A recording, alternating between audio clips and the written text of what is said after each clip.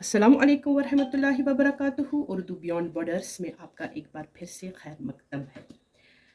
कल हमने इल्म क़वाइद के बारे में पढ़ा था कि क़वाइद उन उसूल ज़वाबित का मजमुआ है जिनकी मदद से हम किसी भी ज़बान को सही तौर पर पढ़ना, लिखना, बोलना और समझना सीखते हैं। इसके बाद हमने उर्दू क़वाइद के अहम हिस्सों का भी तारुफ़ हासिल किया। उर्दू क़वाइद के 5 बुनियादी हिस्से हैं, ये भी हमने पढ़ा, जिनमें इल्म हिज्जा, इल्म सर्फ़, इल्म नहव, इल्म उरूज़ और इल्म बयान है। हमने ये भी कहा था कि इन तमाम उलूम का तफसीली मुताला हम एक एक करके करेंगे। आज हम अपने पहले मौजू इल्म हिज्जा का आगाज़ करते हैं। मैं आपको बताऊं कि इल्म हिज्जा उर्दू क़वाइद की वो शाख है जिसमें हरूफ, आवाज़ों, हिज्जों और अल्फाज की दुरुस्त बनावट, तलफ़ुज़ और इमला का मुताला किया जाता है और इसके अहम मौज़ूआत दर्ज झेल है, जिनमें सबसे पहले हरूफ तहजी और उनकी अक़साम, जो गुज़िश्ता असबाक में हमने पढ़ा। हरूफ सही और हरूफ इल्लत, इसके ताल्लुक़ से भी हमने आपको मालूमात दी है। इसी तरीके से मुसूते और मुस्मते यानी कि वोवेल्स और कॉन्सोनेंट्स, इसके ताल्लुक़ से भी हमने आपको पढ़ाया है।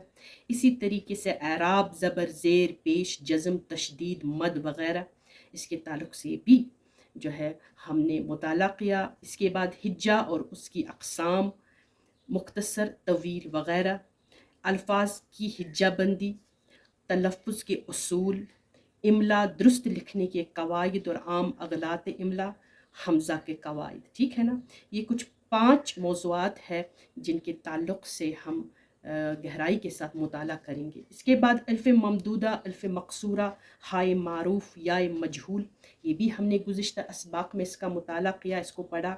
इसी तरीके से हरूफ शम्स और हरूफ कमरी के ताल्लुक़ से भी हमने मुताला किया। खामोश गैर मलफूज हरूफ और उनका इस्तेमाल, इसके ताल्लुक़ से भी हमने पढ़ा, यानी कि वो हरूफ जो लिखने में तो आते हैं लेकिन पढ़ने में नहीं आते हैं। जैसे कि मैंने आपको बताया था, ख्वाहिश हम पढ़ते हैं, ख्वाहिश नहीं पढ़ते। हम दरख्वास्त पढ़ते हैं, दरख्वास्त नहीं पढ़ते हैं।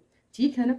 इसी तरीके से हम ख्वाब पढ़ते हैं, ख्वाब नहीं पढ़ते। वो ऐसे अल्फाज जो साइलेंट रहते हैं, लिखने में तो आते हैं लेकिन पढ़ने में नहीं आते। तो इस ताल्लुक़ से भी हमने आपको मालूमात फराहम की थी। तो ये तमाम जो है इल्मी हिज्जा के मौज़ूआत है। ठीक गो, आज के सबक में हमने इल्मी हिज्जा का तारुफ हासिल किया और उसकी अहमियत को समझा। हमने जाना कि इल्मी हिज्जा ज़बान को सही तौर पर पढ़ने, लिखने और बोलने की बुनियाद फराहम करता है।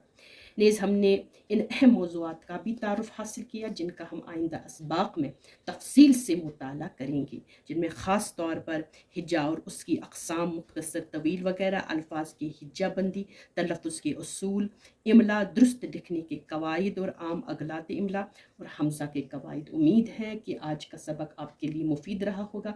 अगले सबक में हम हिज्जा और उसकी अक़साम का तफसीली मुताला करेंगे। तब तक के लिए अल्लाह हाफ़िज़।